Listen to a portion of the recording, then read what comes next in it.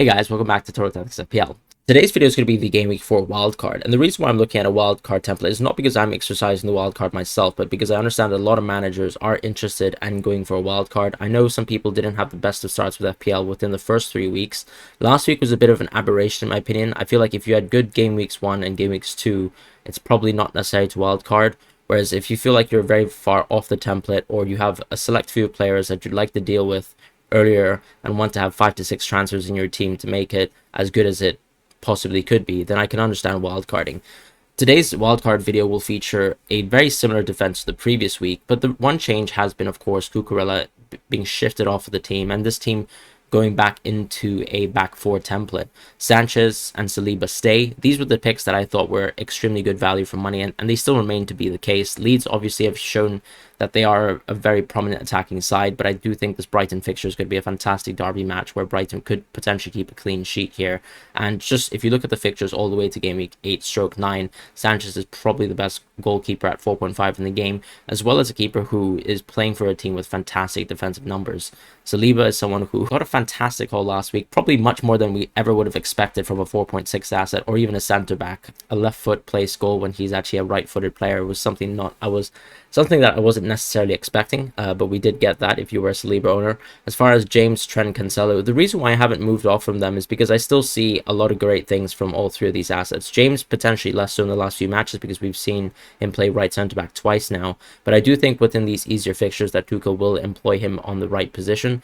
As far as Trent and Cancelo, I did have a look at Trent and Robertson's numbers, and I made a comparison in the Game Week 4 preview that I made earlier this week, and it's clear that Trent still has fantastic attacking numbers. He is still one of the most interesting assets across the league when it comes to how many chances he's creating, how many crosses he's completing, and it's almost double of all of Robertson's numbers. So I can completely understand why managers are tired of Robertson. Ultimately, this is probably the last fixture to keep Robertson versus Bournemouth, but Trent is someone I don't see shifting off of my wildcard template or any template anytime soon. As far as Cancelo, he is a question mark. I would say it's a little bit too early to move off of Cancelo now, and I'd probably still like to enjoy the most of Cancelo up until at least the Tottenham fixture, just because we have seen Pep debut a slightly different system where the fullbacks are inverting and they're tucking a little bit deeper into the midfield, and we are seeing a little bit less of Cancelo, much less shots, for example, and much less expected goal involvement overall. But I feel like it's a double-edged sword here because he is the X factor, and when I compare it to some of the other City defenders, he still has that potential ceiling that I don't see from options like Diaz, from Stones, or even Walker, barring a great long shot from Walker, which happens once in a season, or maybe a Diaz and Stones aerial sort of goal where you can't necessarily predict when that's going to happen. Cancelo is still the interesting option, I would say, when it comes to getting bonus points, and that's probably why he's justifying his spot in the team and staying. We move on to the midfield now. We have players like De Bruyne and Rodrigo. These are new options and new faces towards a wild card, and the reason is simply due to Pep's press conference comments after their previous match. It's very clear that Haaland will be rotated. We saw him get a few minutes in the Barcelona game where Julian Alvarez actually started. So potentially, if you're a Haaland owner not exercising a wild card, it might not be the week to go off of Haaland now. But this is also a very interesting week because it does pose a very, very good fixture for Kane. He plays versus Nottingham Forest. But if you'd like to go off of Haaland and you don't really have any interest in going for Kane, then I do think the Tumium draft with the De Bruyne and with the Salah is potentially more exciting. And we'll talk about that when we also compare what kind of forwards you have at your disposal. One thing I will say too is the 7.2 to 7.0 position is super interesting in FPL. We've mentioned for weeks now how interesting options like Zaha and Tony are. And the reason why this draft is a 4-4-2 is probably because you'd expect Tony to fit in this draft, and I feel like De Bruyne and Tony is that sort of partnership that you have, and especially at game week 4, it's a great crossroads because if you are moving off of Haaland, at least you have someone who's coming in to replace him effectively with a great fixture on paper, which is going to be Everton at home for this Brentford side. So De Bruyne for me just strikes out as an option who probably gets more minutes than Haaland over the next few weeks, especially as we get congested fixtures and Champions League coming up. So I prefer De Bruyne and going with him to operate at least a double City setup for now. If I have the opportunity to move into a triple City setup, I'd probably just roll in game week 5 and then actually make a decision.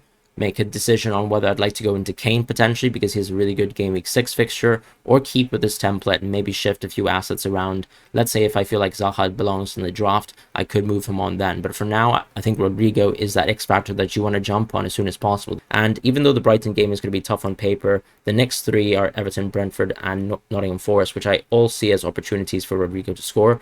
And because he's shown such exceptional form so far, I still prefer him slightly more than assets like Harrison and Aronson. Aronson for me hasn't necessarily been the kind of point grabbing FPL asset that I'd like to have. He is someone who I do like watching on paper and on grass, but isn't someone who I expect to score goals like he did versus Chelsea. I mean, that simply just came from his press as opposed to kind of any pattern of play that actually suggests that Aronson is going to get consistent goals. As far as Salah, for me, he's still the most consistent option. The fixtures are still great on paper because you have 2 home games at least to consider with Salah, and probably I'd like to captain him over any asset in this week specifically, and maybe I'd reconsider versus Newcastle depending on what the form of Liverpool is, whether they get a result versus Bournemouth, and whether we're still interested in Salah as a captaincy option. But for now, and with another early wildcard this season because of the World Cup, I still see Salah as that option that you'd like to keep for the long term. Martinelli is someone who also fits in this draft perfectly. He's still getting the minutes we'd like to see. Yes, there's times that he's going to be rotated, but I still think he's a steal because you have this downgrade from Saka and the availability to go into an Arsenal asset who is going to get a lot of consistent minutes. And I also think the side grade in the future to Odegaard is quite interesting too. Opening yourself up to another 6.5-ish spot is really nice in FPL because we are seeing a lot of assets crop up in this territory that seem to be much more interesting than those within the 4.9 to 5.5 price bracket. If we move on to the forwards now, last but not least, we have Tony and Jesus. I feel like these are the most standard picks outside of Haaland in the forward positions. It's hard to justify whether you'd like to go for Kane because the comparison here is on a wild card, whether you'd like to just back with the 2-2-2 structure with De Bruyne and Salah. And I think I do prefer those 2 assets in isolation compared to someone like Kane. And that's why I'd like to move into Tony for a while, because his fixtures are really good for the time being, and Jesus is also another lethal captaincy option. Ultimately, I don't see the point of going into a 3 structure because we know how inefficient premiums are, and Jesus is already posting figures and expected numbers as if he was going to be a premium in this game. So why not just go for a 2 structure with Jesus, who could be a captaincy option week to week? Even in this week here where you have him against Fulham, he's going to be a great captaincy option. For me, I'd like to put the armband on Salah and vice captain Jesus for the time being, but Tony also pairs up fantastically with Jesus, as I said, with the Everton fixture, potentially even a really strange differential captaincy shout.